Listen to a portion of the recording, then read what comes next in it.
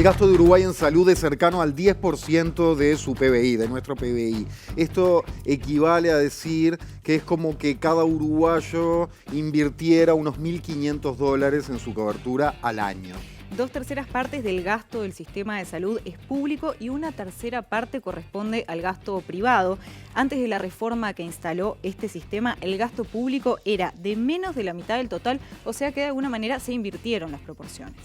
Pasada la crisis sanitaria, la emergencia sanitaria, ¿qué conclusiones quedaron? ¿Qué fortalezas y debilidades se evidenciaron? Y, fundamentalmente, la pregunta para este programa es, hoy en Uruguay, ¿la salud es un derecho o una mercancía? Hoy en La Letra Chica, salud, divino tesoro.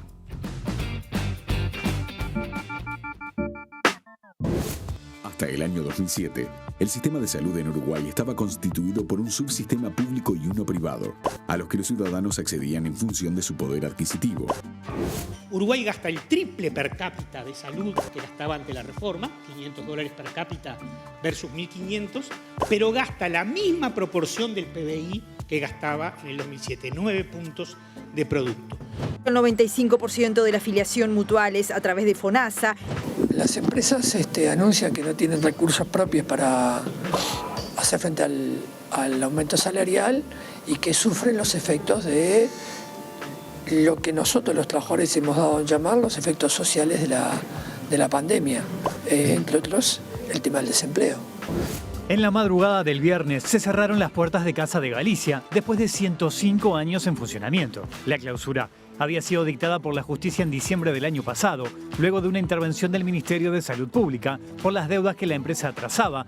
Según datos del Ministerio de Salud Pública, la mutualista Casa de Galicia pasó de 58.557 afiliados en 2014 a 47.040 en 2017. La caída siguió pronunciándose y llegó a la cifra actual de 43.738.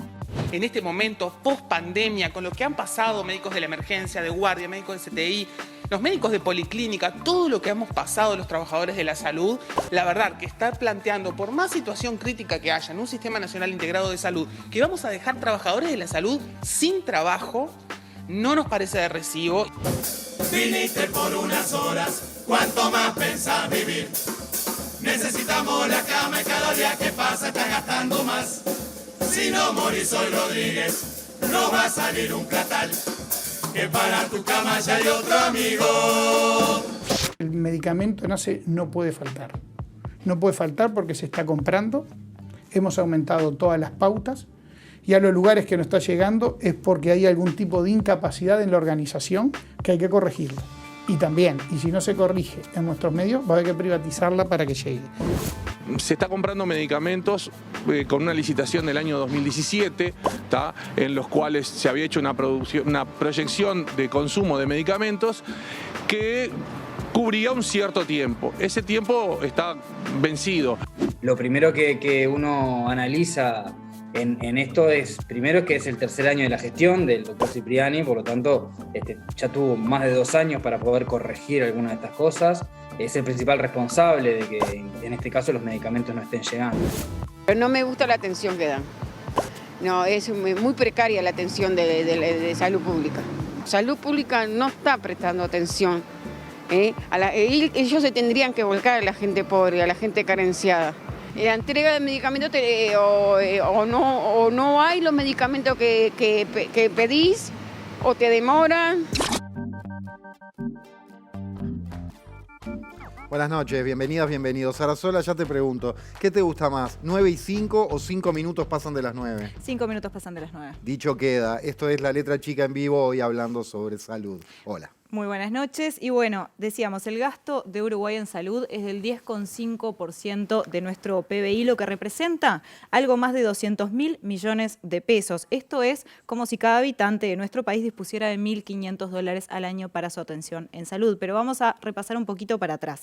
El Sistema Nacional Integrado de Salud, el SNIS, comenzó a aplicarse formalmente en 2008, en enero de 2008, pero en julio del año anterior fue que comenzó a funcionar el Fondo Nacional Nacional de Salud que lo financia. Sí, bien, esta reforma hubo mucha gente en el medio, vaya si hubo y hay. Tiene todo que ver con la reforma el invitado que vamos a recibir, porque para conocer funcionamiento y aplicación del Sistema Nacional Integrado de Salud, recibimos al economista y senador Daniel Olesker, que el 1 de marzo de 2005 asumió como director general de Secretaría del Ministerio de Salud Pública, teniendo a su cargo la puesta en marcha de la reforma de la salud. Luego integró la Junta Nacional de Salud en 2008 y 2009 y en 2010 directamente fue ministro, asumió como ministro de Salud. Bienvenido, Olesker, ¿qué tal? Bueno, muchas gracias por invitarme. Ando bien, muy bien. Para empezar, unas pinceladas que enmarquen qué cambió fundamentalmente la reforma de la salud y qué implica este sistema nacional integrado a diferencia de lo que había antes. Bueno, yo creo que cambiaron muchas cosas, pero las voy a sintetizar en 5. Primero, con la reforma, la salud pasó a ser un derecho de los ciudadanos. Es decir, los ciudadanos pasaron a tener un derecho que no dependía de su bolsillo, digamos, ¿no? Es decir, aportaban a la seguridad social y a partir de su aporte a la seguridad social, en función de su ingreso, recibían una atención igual para todos en todo el sistema. O sea, la salud se transformó con la reforma en un derecho y en segundo lugar, un derecho asociado a la justicia social, porque en realidad uno puede decir, bueno, antes de la reforma el derecho a la salud se tenía, porque si la gente andaba mal, iba a un hospital público y se atendía. Se atendía, digo entre comillas, porque antes del 2005 era bravo ir a un hospital público, digamos, ¿no?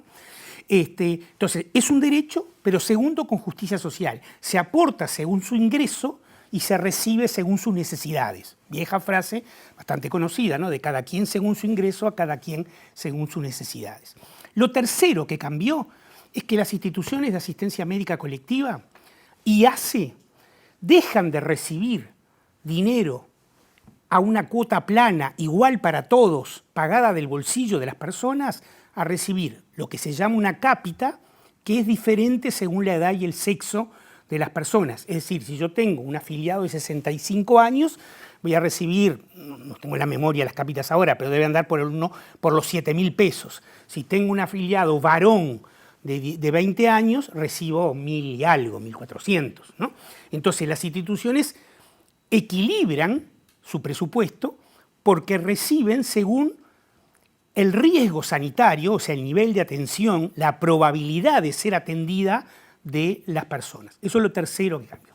Lo cuarto que cambió es que se definió con precisión cuáles son las prestaciones que deben darse. Es decir, la reforma definió una cosa que se llama PIAS, Plan Integral de Atención en Salud, y otra cosa que se llama FTM, Formulario Terapéutico de Medicamentos, que definen uno a uno, son 200, 300 páginas entre los dos, cada una de las prestaciones que son obligatorias dar para los usuarios. En el mundo se usa mucho el catálogo negativo, se dice qué es lo que no da el sistema. Bueno, Uruguay optamos por un catálogo positivo. Lo otro que cambió fue el fortalecimiento del primer nivel de atención. Es decir, Uruguay tenía un sistema hospitalocéntrico. Aún sigue siendo bastante hospitalocéntrico a pesar de 15 años de reforma, pero tiene un muy buen primer nivel y sobre todo cambió en el primer nivel de atención en dos poblaciones que la reforma definió prioritarias. La reforma no. El gobierno uruguayo en el primer periodo definió como prioritario que eran niños y mujeres. Y pagó lo que se llama metas por el cumplimiento de la atención a esas poblaciones. Y por lo tanto creció mucho.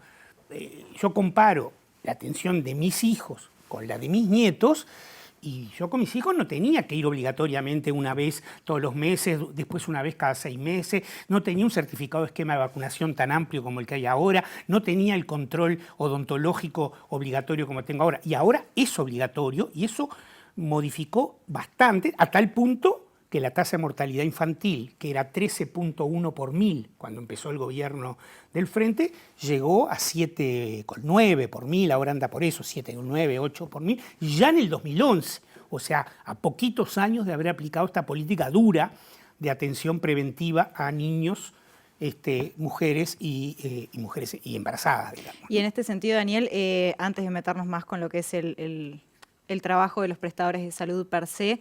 Cuando mencionabas lo del primer nivel de atención, ¿qué rol jugó, por ejemplo, en materia de prevención y de que quizás la salud vaya más a territorio, que la persona se tenga que mover directamente a los hospitales? Sí, quizás lo primero porque yo dije 5 puntos y dije 4 en realidad, lo quinto que cambió es la transformación de ACE, ¿no?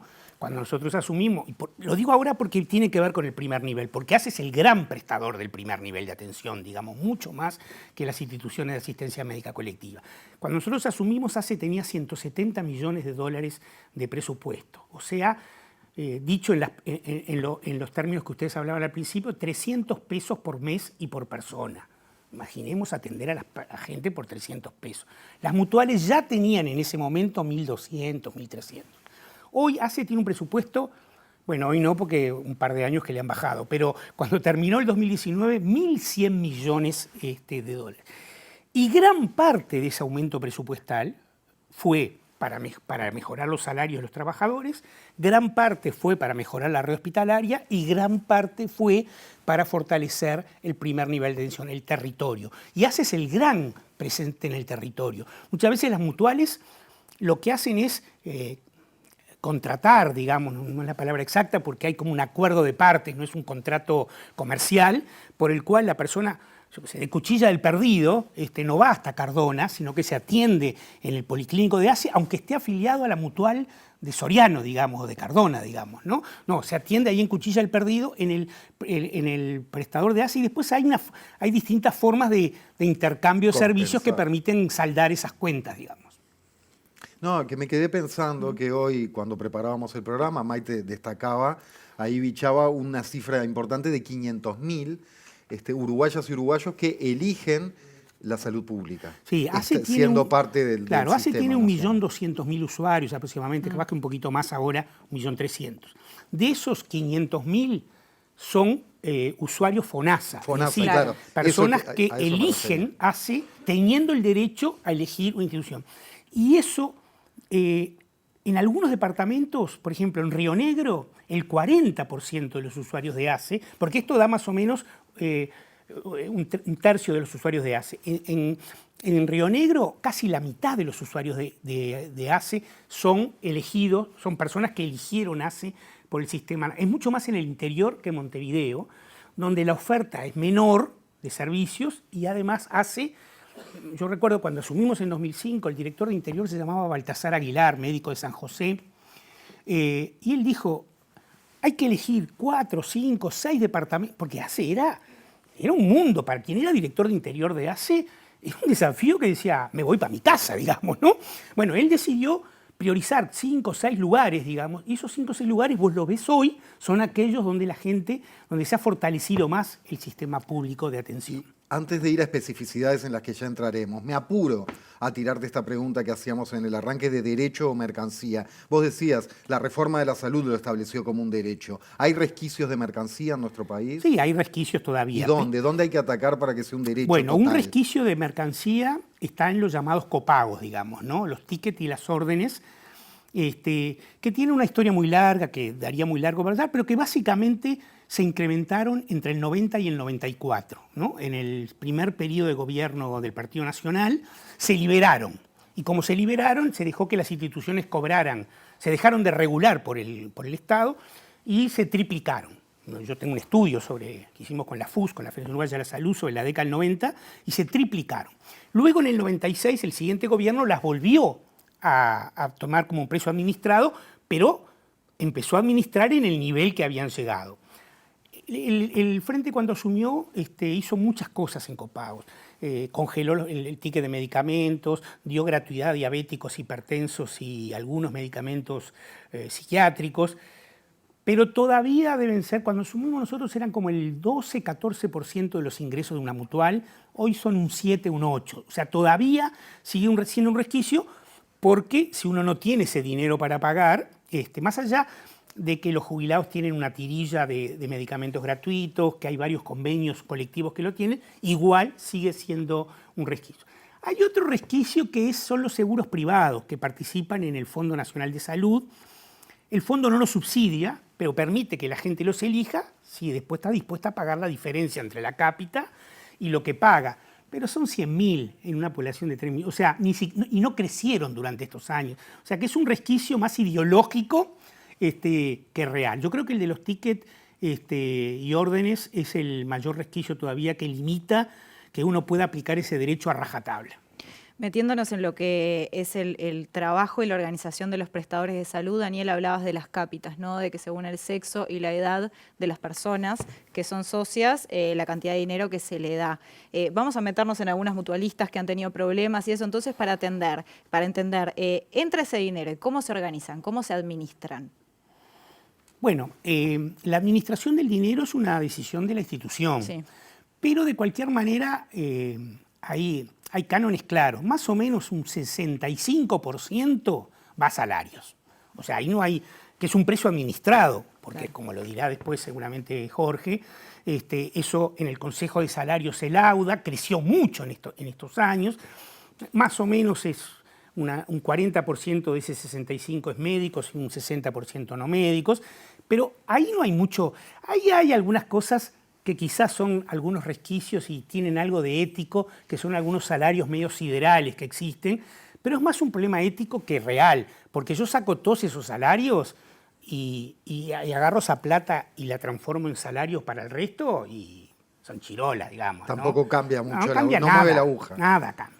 De puestos gerenciales te referís. Puestos gerenciales y algunas áreas anestésico-quirúrgicos que cobran por acto médico, que también están en el top de los salarios gerenciales y anestésico-quirúrgicos. Y algunas otras especialidades, pero básicamente esas. Después, hay un porcentaje que va a la compra de medicamentos. La compra de medicamentos es un valor relativamente rígido para las instituciones, por más que no está regulado el precio y el mercado es libre, eso no hay grandes posibilidades de mover ese dinero diciendo compro un poquito menos, compro un poquito más. Recordemos que los medicamentos de alto precio no los pagan las instituciones, sino que quien los necesita va al Fondo Nacional de Recursos. Ese fue otro cambio, ya sigo sumando a los cambios, porque antes el Fondo de Recursos solo financiaba prestaciones de alto costo. A partir de una iniciativa de Miguel Fernández en el 2006, se decidió que también financiara medicamentos de alto precio, no costo, no, precio, y son bastante importantes. Así que ahí ya vamos como en el 80-85%. Después quedan una serie de gastos administrativos y donde más hay manejo discrecional es en algunos servicios que las instituciones se compran entre sí, digamos, ¿no? Que ACE le compra una tomografía a una mutual, que una mutual le compra una resonancia. Ahí es manejo libre. Yo personalmente siempre insistí en que esos precios debían ser regulados para evitar, digamos, sobreprecios cuando hay ofertas oligopólicas, como hay en algunos aparatos de alta tecnología. Claro, o sea que solo que no algunos el Estado, porque, son los que los venden. El CUDIM, el PET lo tiene el Estado en el CUDIM, ahí no hay monopolio, pero no hay abuso de precios, digamos. Pero en el fondo es relativamente marginal eso. O sea, bueno, y la cuota que reciben por la cápita también la tienen administrada. O sea, tienen poco margen para mover sus dineros fuera de los cánones. Otra cosa, Maite, es la manera que se distribuye desde el punto de vista asistencial, cuanto al primer nivel, ahí sí, ahí no hay reglas en la cápita. Esa era otra posibilidad, pagar cápitas por edad y sexo o pagar costos por nivel de atención. Nosotros optamos por la primera, nos pareció la más adecuada. Entonces, bueno, si una institución se gasta todo en la estructura hospitalaria y no pone primer nivel, tendrá que contratarlo afuera, verá cómo lo hace, hará la vista gorda en algunas cosas, pero tampoco tiene mucho margen. Yo creo que el sistema gasta, porque además hay un plan de prestaciones muy claramente definido. Entonces, pero sin embargo hay mutualistas que entran en crisis, o lo que pasó ahora también que tienen que cerrar. Bueno, respecto al tema de las instituciones con problemas, lo primero que quiero decir es que nosotros transformamos una regla en una excepción. Antes era una regla. En el 88, 89 ocurrió el proceso que se llamó las mutualistas desfinanciadas. Me acuerdo porque era la más grande, la Fraternidad, pero había muchas otras, OMA, Mutualista del Partido Nacional. Cerraron como una veintena de instituciones. Eso estabilizó un poco en los 90 porque esos usuarios fueron a las otras A fines de los 90 empezó la otra crisis y cerraron 8 instituciones entre 2000 y 2004. Ahí se perdieron muchos menos puestos de trabajo porque existió el llamado, no médicos, porque existió el llamado Plan B, que hoy volvió a tener prensa porque se aplicó en Casa Galicia. Pero después, entre 2005 y 2019, hubo 3 instituciones sobre las que hubo que intervenir. Una fue Impasa, se decidió absorberla por el SMI, nos pareció que por tipo de población era lo más adecuado. Gremca, que fue absorbido en un mecanismo que todavía es de fusión-absorción, todavía no desapareció la grifa Gremca, porque todavía el acuerdo no se transformó en definitivo, por la española. Y luego se intervino Casa de Galicia y luego de un proceso se devolvió a sus usuarios, digamos, ¿no? Y después no hubo más en esos 15 años. Ahora volvimos con Casa de Galicia. ¿Y por qué esas instituciones a las que podríamos agregar alguna como CASMU, que en algún momento hubo que armar un fideicomiso para, ¿no? Porque esas instituciones, lo voy a explicar, se lo decía Jorge al principio, lo voy a explicar rápido. Esas instituciones tenían muchos mayores de 65 años, que le pagaban su cuota de bolsillo, pagaban, pongámosle, 2.000, 3.000 pesos. Como los jubilados fueron los últimos en entrar al FONASA, entraron entre 2011 y 2016, recién en el 14 o en el 15, esa población tan importante pasó a capitar por el FONASA y entonces la institución dejó de recibir 2.000 pesos y pasó a recibir 6.000. Entonces, esas instituciones tuvieron un proceso crítico entre 2012 y 2014, pero eso se resolvió. La única que no se resolvió fue Casa de Galicia porque hubo otros problemas de gestión y, repito, es una excepción a la regla, a nuestro juicio. Pero las cápitas, de alguna manera, aunque se hicieron gradual, resolvieron ese punto, digamos. Daniel, nos queda un minuto nada más, así que te pido brevedad, pero para conocer, obviamente, tu opinión, porque es importante. ¿Quiénes señalan que es necesaria una especie de segunda generación de reformas? ¿Tú estás de acuerdo como para seguir acomodando cosas? Sí, de hecho nosotros le propusimos al presidente Vázquez, la Comisión de Salud del Frente en el segundo periodo de Vázquez, una segunda generación de reformas que básicamente tomaba 2 puntos para hacerlo bien breve. Uno, lo que yo creo que es la principal debilidad que tiene el sistema, que es la complementación público-privado. Es decir, en una población de 8.000 habitantes como es Cardona no puede haber 3 puertas de emergencia. Tiene que haber una puerta de emergencia, un bloque quirúrgico, hay 3 instituciones, ¿no? Una puerta de emergencia, para las 3, un bloque quirúrgico para las 3 y un primer nivel de atención para las 3, y todos van a ese lugar. Bueno, eso no se pudo hacer, por varias razones que ahora no me daría el tiempo de hacer. Entonces, nosotros pensamos en una segunda generación que hiciera obligatorio la complementación asistencial sobre la base de una serie de criterios objetivos que determinen dónde debe haber complementación. Y la segunda cuestión era que los usuarios que ACE tenía, no FONASA, pudieran ser, una palabra que inventamos en aquella época, fonaseados. O sea, que también se pague por ellos cápita por edad y sexo, aunque la pague rentas generales, porque todavía no ingresaron, pero que la pague rentas generales para asociar el costo en salud al criterio de la edad y el sexo. Esas 2 cosas para mí son las aún pendientes. Muchas gracias, Daniel Olesker. No se vayan porque después de una breve pausa vemos los enfoques de esta situación actual de la salud en nuestro país, de los trabajadores y de los médicos. Ya seguimos. Ya venimos.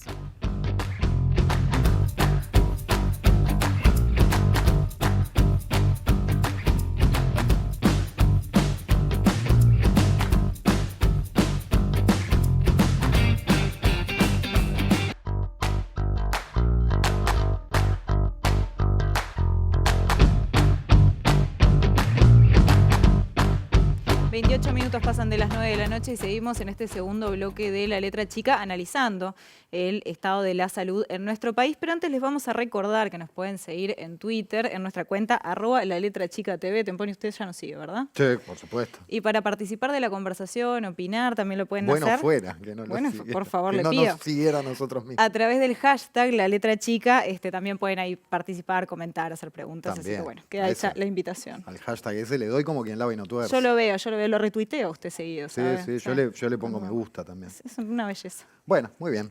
Después de este momento básico de redes, seguimos en el programa, que es lo que mejor nos sale, me parece. Totalmente. O bueno, que lo diga la audiencia. Hacemos lo posible.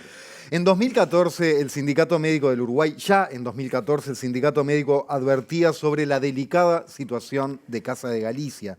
Ya entonces se decía que tenía la institución un nivel de gasto que estaba 12% por encima de lo normal y se mencionaba una mala utilización de los fondos. Hoy Casa de Galicia está cerrada, 5 instituciones absorbieron a los afiliados, pero desde el gremio médico no hay plena satisfacción con el acuerdo al que se llegó, y para entender de qué se trató este proceso y en qué está y tener otra visión sobre el funcionamiento del sistema de salud es que recibimos a Zaida Arteta, presidenta del Sindicato Médico del Uruguay. Buenas noches y gracias.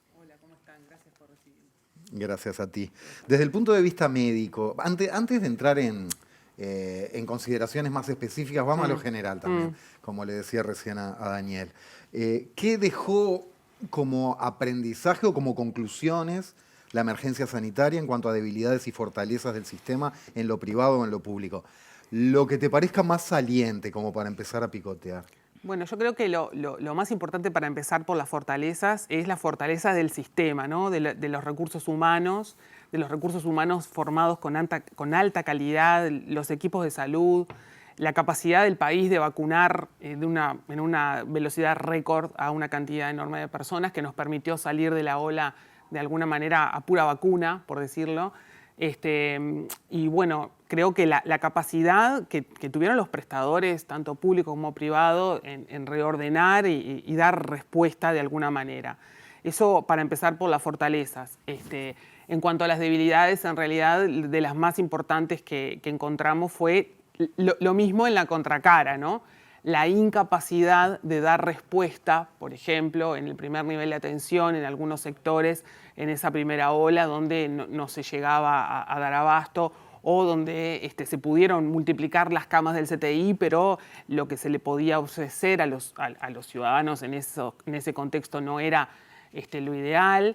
Y en esta última vez que tuvimos la ola de Omicron, en realidad también la dificultad en el primer nivel de atención de dar respuesta al número de consultas, o sea, que el propio sistema es muy sólido en algunos sentidos, los recursos humanos lo son, el dinero que se utiliza lo es, y fue flexible. En la primera ola tuvimos un año vamos a decir, de tregua de alguna manera, donde muchas cosas se pudieron reorganizar. Nosotros pensamos también que hubo oportunidades perdidas de reorganizar otras, que hubiera estado mejor la respuesta finalmente, pero de las dos tiene el sistema y destaco la fortaleza, que también es el producto de una inversión en trabajo y en cambios de mucho tiempo. ¿Más saliente, ¿no? ¿Te parecen las fortalezas que las debilidades? Bueno, con respecto al sistema, sí, yo creo que las debilidades pueden estar relacionadas con algunos manejos o decisiones que se tomaron en el momento. Yo creo que los prestadores, en sus posibilidades, tanto el prestador público como las mutualistas, dieron, y los recursos humanos, quienes trabajaban desde los niveles de dirección hasta la última persona del equipo de salud, creo que esa dedicación y ese trabajo es una de las fortalezas más importantes. Sí. Hablando justamente de recursos humanos, de lo que son del sistema mutual y de ACE, son 79.000 trabajadores y trabajadoras, de los cuales 90% trabajan en las áreas asistenciales. De ellos, cerca de 16.000 son médicos, lo que da un ratio de 4,5 médicos por cada 1.000 habitantes más o menos. Este es un buen número. ¿Qué pasa si nos comparamos con otros países de la región? Por ejemplo. Es un buen número si uno lo mira como número, ¿no? Te agrego que de esos, dentro de los médicos y médicas, el 60% somos mujeres. En los trabajadores no médicos está dividido en las distintas profesiones, pero dentro de no tengo que decir las médicas, si es por mayoría. Bien. Pero en realidad el número es un número bueno, si uno lo compara como por 1.000 habitantes, ¿no? El tema de Uruguay en los recursos humanos médicos y médicas está... El problema, vamos a decir, está en la distribución. Es una realidad al norte del Río Negro, una realidad en las capitales y otra en la ruralidad, otra realidad al sur de Río Negro y otra realidad en el área metropolitana, ¿no? Y otra realidad en el área metropolitana céntrica. O sea, claramente la accesibilidad y cómo están las posibilidades de las personas de acceder a distintas cosas tiene que ver, por supuesto, con determinantes sociales y económicos, pero además en cómo está conformado el sistema, y en eso creo que falta bastante pensar en un sistema como sistema donde esté basado en las necesidades, o el clásico de siempre que decimos, ¿no? Que tenemos la alta tecnología concentrada cuando podría estar distribuida, etc. También con los recursos humanos pasa lo mismo. No es la misma la respuesta que podemos dar a situaciones complejas desde el punto de vista médico, de los equipos de salud, al norte de Río Negro, al sur. O sea, es distinta en muchos sentidos, y creo que ese es uno de los desafíos que queda para adelante, por lo menos en la medicina, pero también en otras áreas de profesiones de la salud, ¿no? Y en cuestión de recursos humanos, ¿qué rol juegan las unidades docentes asistenciales, ¿no? Que son estos acuerdos de Facultad de Medicina, también otras facultades, en lo que refiere tanto a profesionalización como a, a veces sí brindar algunos recursos donde no los hay? Bueno, en realidad las UDAS forman parte de un programa de complementación entre ACE y la Universidad de la República, que es como una profundización de acuerdos previos. Desde siempre las prácticas de la Facultad de Medicina se hicieron entre los usuarios públicos en lo que era salud pública, antes mediante un convenio. Luego ese convenio se profundizó, se hizo con ACE cuando ACE se descentralizó, y luego surgió este programa de formación y fortalecimiento de recursos humanos en salud, que está pensado en, qué cosas necesita el país y cómo podemos poner recursos para formar esos recursos humanos dentro de las especialidades médicas, básicamente. Eso, como que sigue esa tradición, tiene muchos problemas desde el inicio. Ese programa, que si mal no recuerdo fue en el 2009, 2010, que se inició, no estuvo ajustado por salario, era un monto fijo anual, y eso generó que a lo largo de los años, en realidad, de forma relativa, fuera disminuyendo.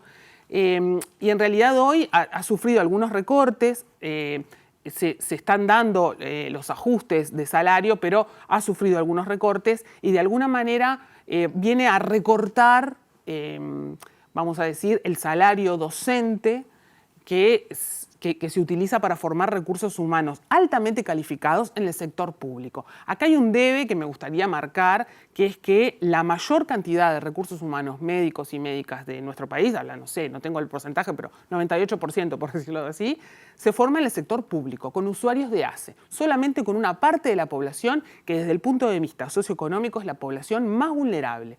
Entonces eso tiene dos grandes problemas. Uno, el ético profesional, de que uno está asistiendo en formación solamente aprendiendo, ¿no? Solamente con una parte de la población.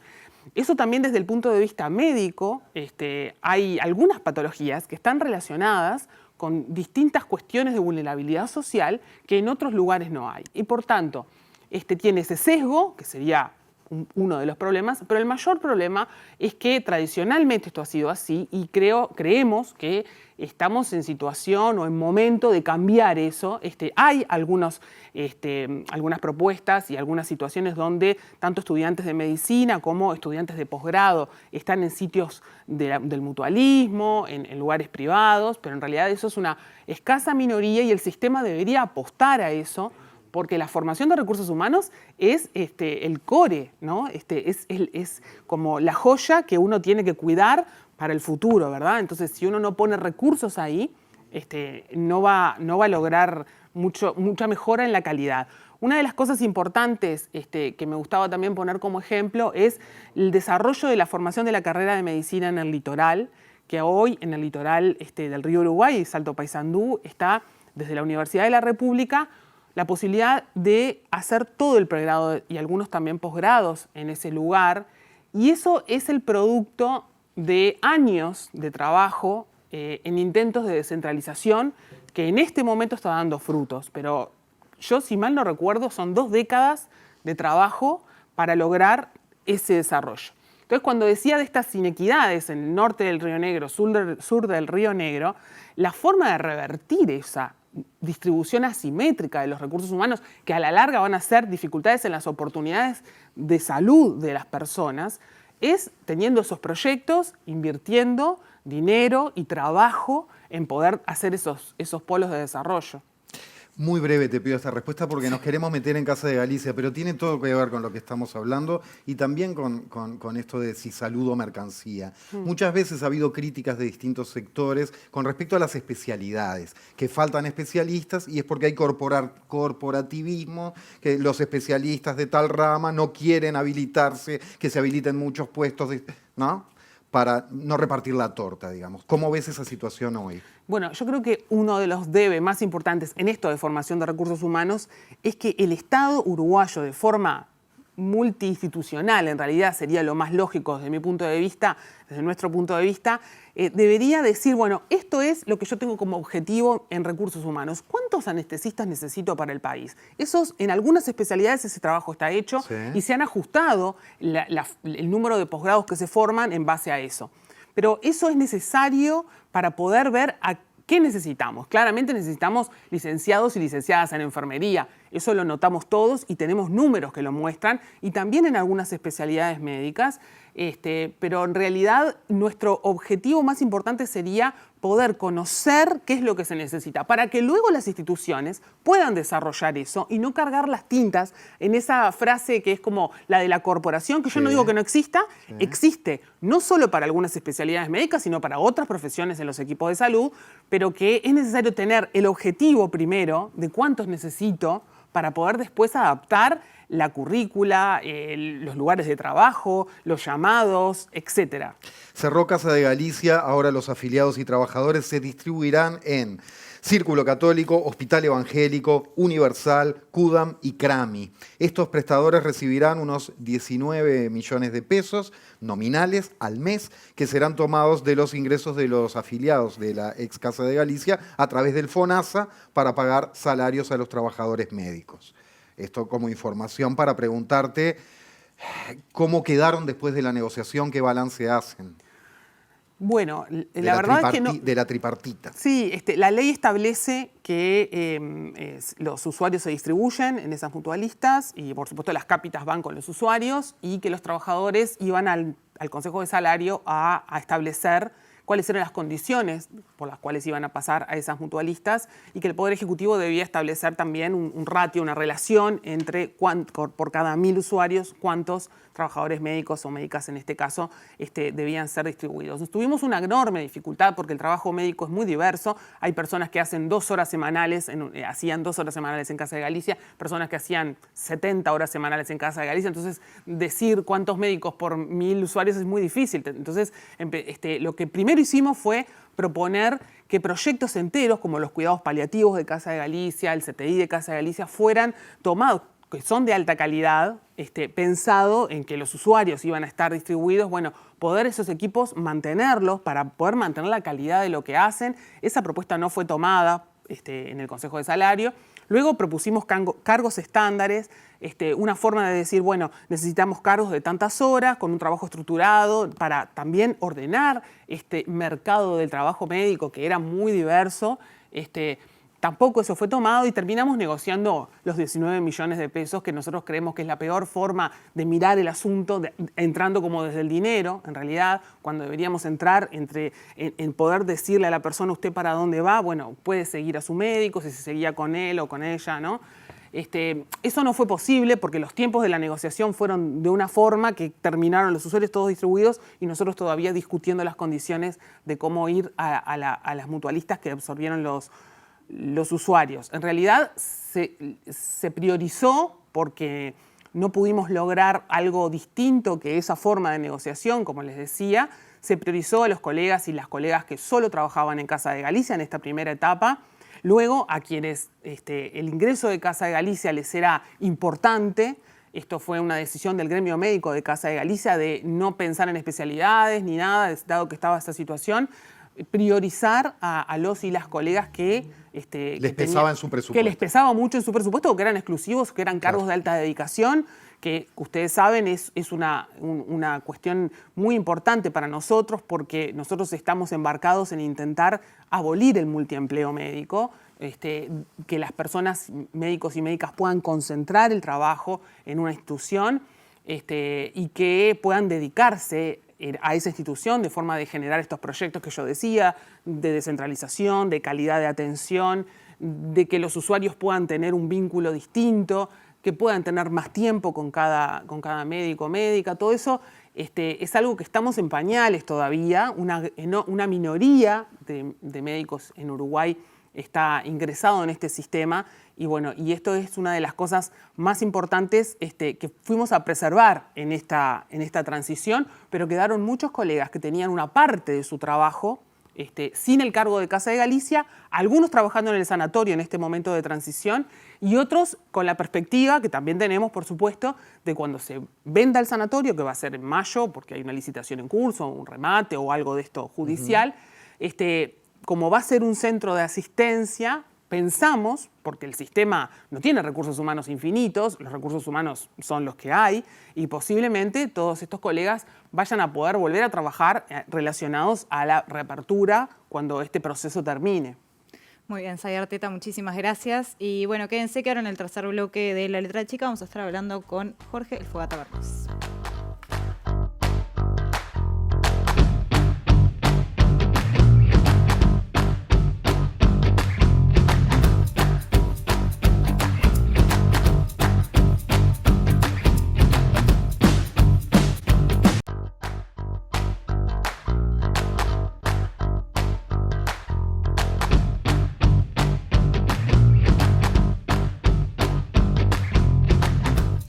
A 47, eso es la hora, les tiro otra cifra. Más de 40.000, esos son los trabajadores no médicos de la salud, entre la salud pública y la salud privada. La Federación Uruguaya de la Salud nuclea la inmensa mayoría de los trabajadores de la salud privada, no médicos. Y la Federación Uruguaya de la Salud viene además reivindicando condiciones laborales y denunciando desigualdades salariales generadas en el sistema fundamentalmente por salarios de cargos gerenciales, algo que mencionaba Olesker también en el primer bloque, en algunas instituciones, salarios que ellos afirman son insostenibles. Bueno, y para conversar sobre esto y ahondar vamos a recibir al secretario general de la FUSA, Jorge Bermúdez. Buenas noches y gracias. Empecemos por un pantallazo, ¿cómo ven el estado actual del sistema de salud en nuestro país? Yo tomaría el punto donde lo dejó el senador Olesker.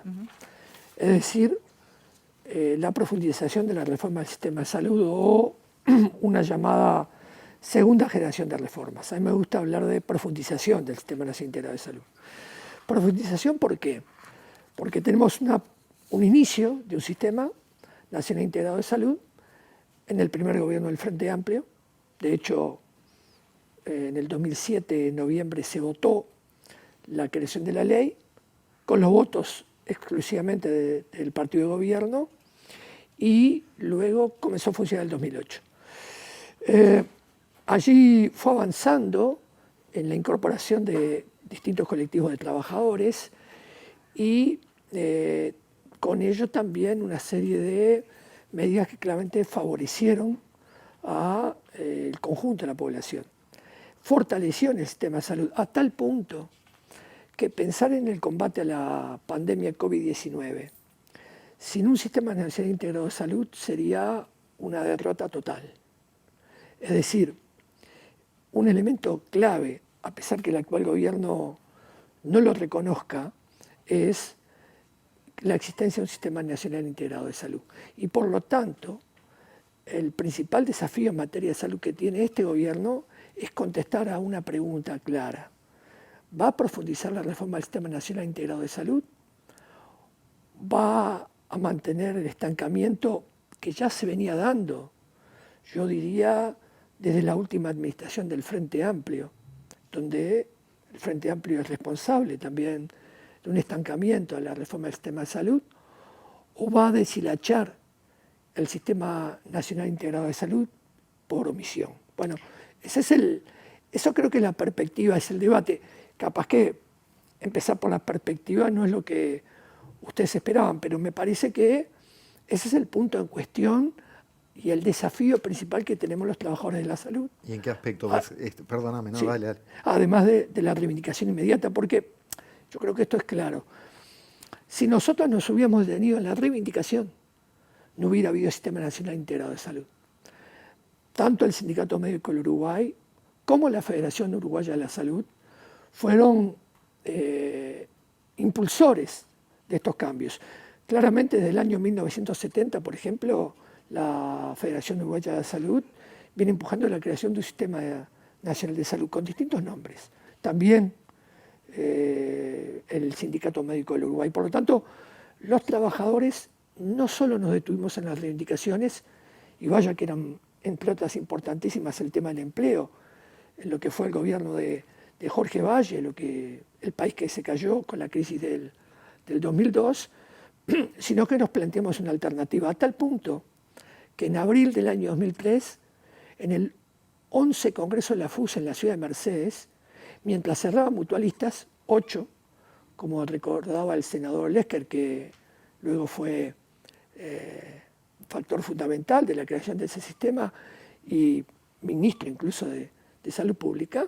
Bueno, en ese momento del 2003, además de reclamar por los puestos de trabajo de las mutualistas que habían cerrado, y el documento de la multisectorial, el punto B de ese documento, fue una pieza clave que permitía la recuperación de miles de puestos de trabajo, lo que también nos planteamos fue la perspectiva, la salida a la crisis. Hoy tendríamos que, en este escenario que estamos parados, con un Uruguay distinto en algunas cosas y no tan distinto en otras, ver cuál es la perspectiva de profundización del Sistema Nacional Integrado de Salud. Bueno, justamente ahí iba, decías, ¿se va a mantener estancado como venía ya en los últimos años?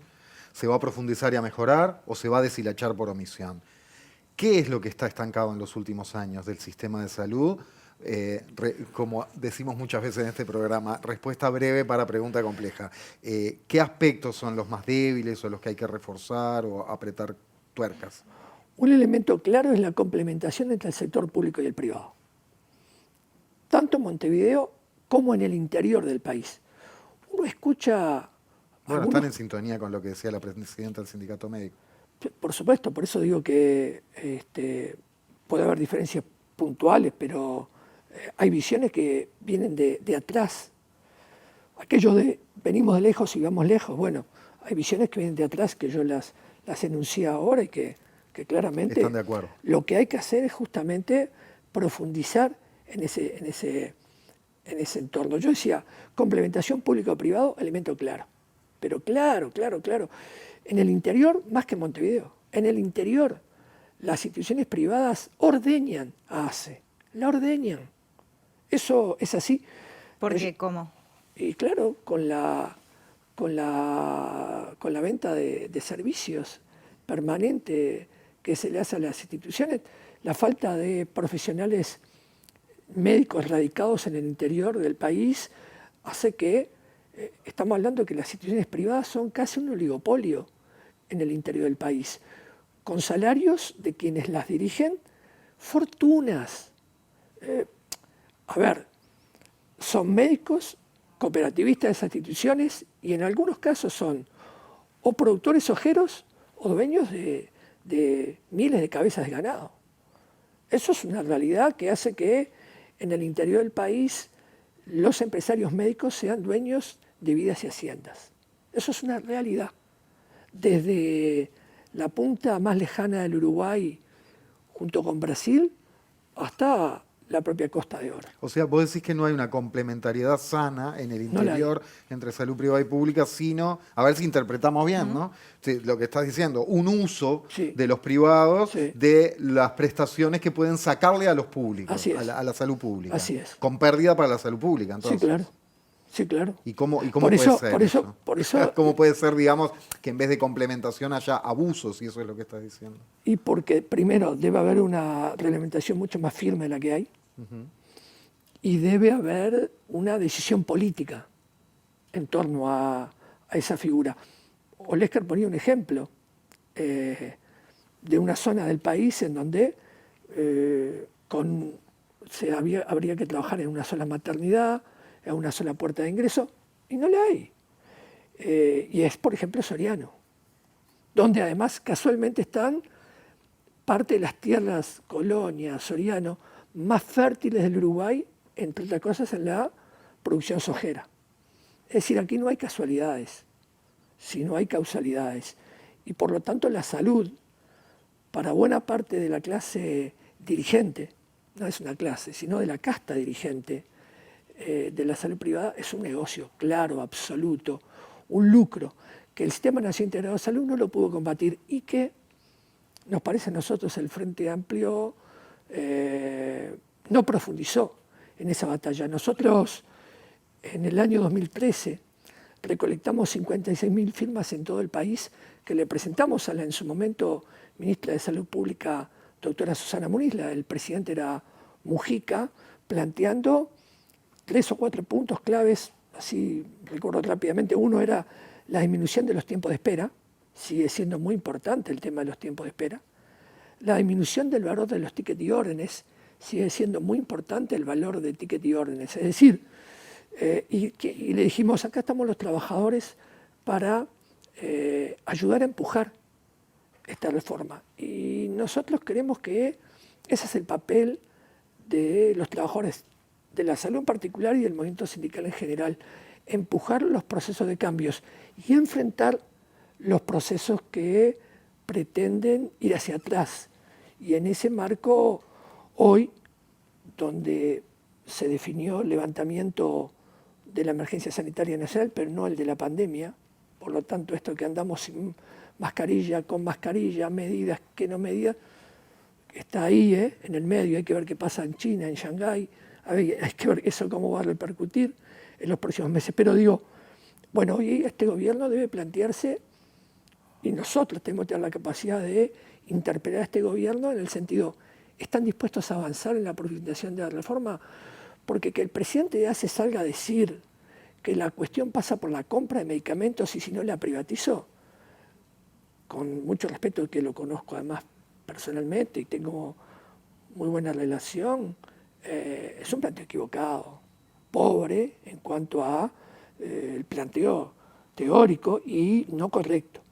¿Pero te parece que esa puede haber sido una señal, por ejemplo, de un camino que se puede comenzar a andar y en su efecto desandar un anterior, o no? ¿O que simplemente fue un comentario al pasar en una entrevista y que quedó? No me animaría a decirlo, no quisiera adjetivar más de lo que hice sobre un planteo que yo espero no sea una definición. Porque si una definición de este gobierno es ir hacia atrás y no solo no combatir el lucro y la mercantilización, sino fomentarlo como se fomentó antes. Pues yo en esto, perdón, quiero ser bien claro. En 1999, una de las 8 mutualistas que decía el senador Lesca que hacerlo fue Uruguay y España, en diciembre del 99, en una transición entre un gobierno de Sanguinetti que se iba y un gobierno de Valle que no asumía. El ministro de Salud Pública se llama Raúl Bustos. Fuimos con los compañeros de Uruguay y España a golpear la puerta del Ministerio de Salud Pública y el ministro, en ese momento, Bustos, nos dijo, este es el Ministerio de Salud Pública. De la salud privada se ocupa el mercado. Por eso, entre otras cosas, hay salarios también millonarios en una pequeña capa en el sector médico. Porque en el año 1992 el gobierno de la calle Herrera, con su afán del Dios mercado, entre otras cosas, facilitó el pago por acto médico, lo cual es un elemento que claramente contribuyó al desfinanciamiento del sector y que produjo la caída de instituciones antes de la creación del Sistema Nacional Integrado de Salud. Ahora, el acto médico sigue jugando como tal, ¿verdad? Entonces, cuando hablamos de cuántos médicos hay, cuántos médicos no hay, lo que no hablamos es cuál es la proporción y el ingreso de médicos, que además son cooperativistas, algunos de ellos, y que además son especialistas, además, genera una disparidad en la acumulación y en el proceso de generar capital como forma de llevar una vida muy buena para ellos, que hace que la mayoría de los trabajadores de salud ganen muy poco y ganen muy mal. Literalmente nos queda medio minuto, Jorge, así que te pido literalmente 2 frases. En una frase, una fortaleza que se haya visto en estos últimos meses por la emergencia sanitaria y una debilidad que se haya visto en otra frase, así, tiki tiki. Bueno, es un compromiso grande, ¿no?